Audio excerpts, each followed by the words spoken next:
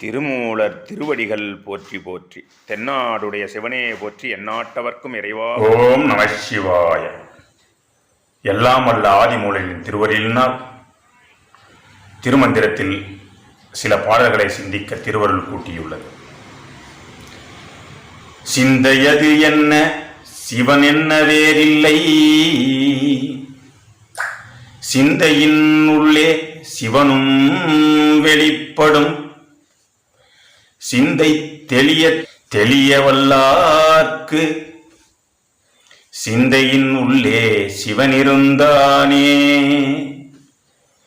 சிந்தையது வேறல்ல, சிந்தையது என்ன சிவன் என்ன வேறல்ல, சிந்தையின் உள்ளே சிவன் இருக்கின்றான், சிந்தையின் உள்ளே சிவனும் வெளிப்படும். சிந்தனைக்கு உள்ளே சிவனுடைய சிந்தனைகள் நமக்கு இருக்குமே, ஆனால் அந்த சிவன் நமக்குள்ளே வெளிப்படும்.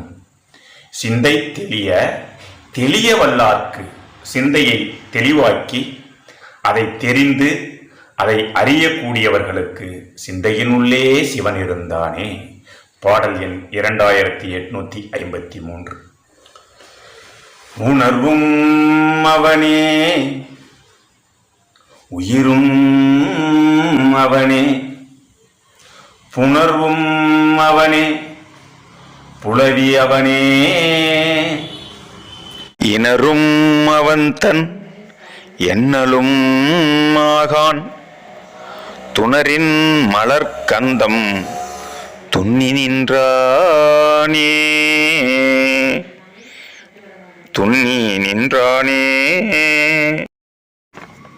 இறைவனுடைய திருவருளே என்னை இயக்குகின்றது.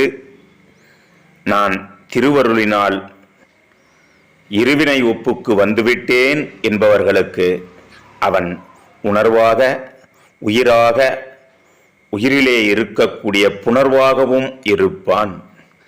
அவனை